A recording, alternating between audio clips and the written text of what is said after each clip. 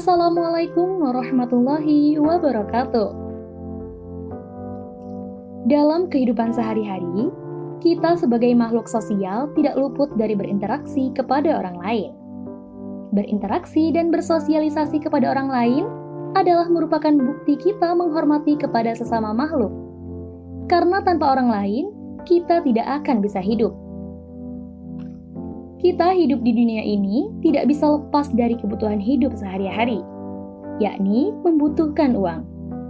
Uang dapat dihasilkan dari setiap usaha atau ikhtiar yang kita lakukan, atau dengan kata lain diberikan rizki oleh Allah Subhanahu wa Ta'ala.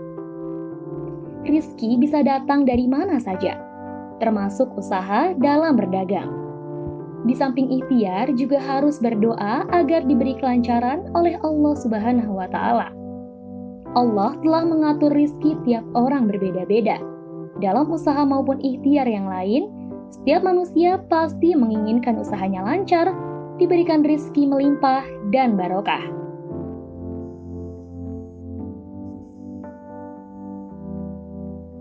Wasilah dan doa agar usahanya lancar, rizki melimpah dan barokah, yaitu ziarah Sunan Kalietno dan membaca doa Bismillahirrohmanirrohim. Wa barik lana Allahumma fi jami'i kasbina wa khulla uqudal usri ya yuhin armakhat.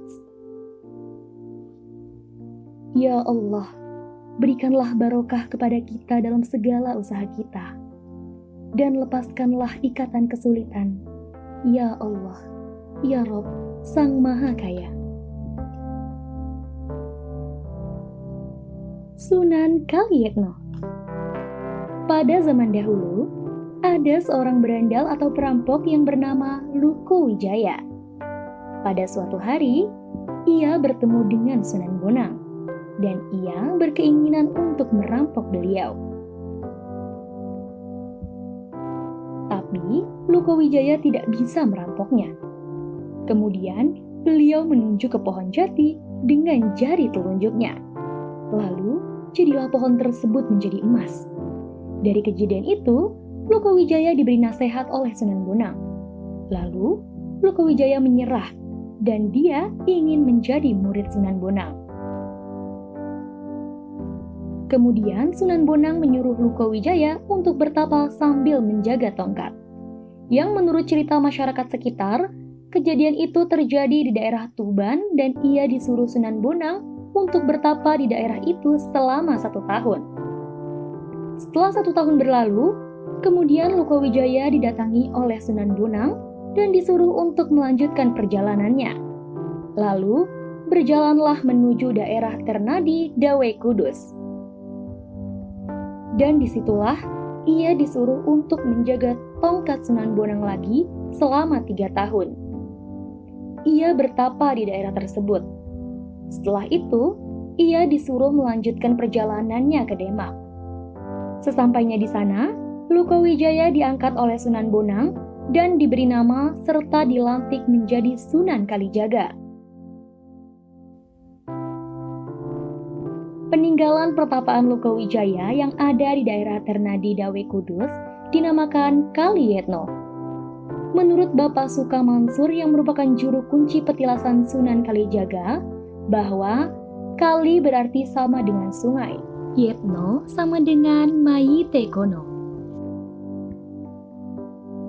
Maksudnya adalah, di sini adalah tempat peninggalan pertapaan Sunan Kalijaga, dan ada sebuah makam yang merupakan petilasan Sunan Kalijaga. Artinya, bukan makam sebenarnya. Jasad Sunan Kalijaga yang sebenarnya ada di Demak. Tapi, di sini hanyalah sebuah makam saja. Di belakang makam, ada beberapa pohon bambu yang menurut juru kunci adalah tongkat Sunan Bonang yang dulu dijaga oleh Luko Wijaya. Pada masa pertapaannya yang berubah menjadi pohon bambu. Bambu itu dulunya adalah bambu kuning, dan sekarang berubah menjadi bambu apus. Mengapa demikian? Karena menurut kepercayaan orang di sini, bahwa perubahan tersebut adalah pertanda negara kita sekarang ini sedang mengalami kekacauan yang universal. Tradisi serta budaya yang berlaku di masyarakat sekitar di Desa Ternadi, Kecamatan Dawe, Kabupaten Kudus adalah pada hari Kamis Kliwon malam Jumat Legi. Banyak warga sekitar Ternadi maupun dari daerah luar Ternadi untuk berziarah ke makam Sunan Kalietno. Dan pada tanggal 10 bulan besar atau Zulhijjah, warga sekitar memperingati haul atau buka luwur dan pengajian umum di makam Sunan Kalietno. Makam Sunan Kalietno berada di Desa Ternadi, Kecamatan Dawe, Kabupaten Kudus, Provinsi Jawa Tengah, atau kurang lebih 5 km dari makam Sunan Muria atau Raden Umar Said. Setelah pengajian selesai, kemudian dilanjutkan dengan buka luwur atau penggantian kain yang ada di petilasan Sunan Kalietno. Setelah kain tersebut diganti pengurus makam Sunan Kalietno, kemudian memotong bambu yang ada di belakang makam, lalu dipotong menjadi 4 potong dan diletakkan di atas pusara petilasan. Setelah itu, pengurus akan membagikan sebungkus nasi barokah kepada para pengunjung. Kain dari bekas tutup kelambu petilasan itu biasanya dipotong-potong dan diminta oleh sebagian masyarakat yang mana menurut orang Jawa dipercaya sebagai jimat atau sarana untuk keselamatan diri. Itulah wasilah doa agar usaha lancar, rezeki melimpah, dan barokah. Semoga bermanfaat. Jangan lupa like, komen, dan subscribe channel ini. Wassalamualaikum warahmatullahi wabarakatuh.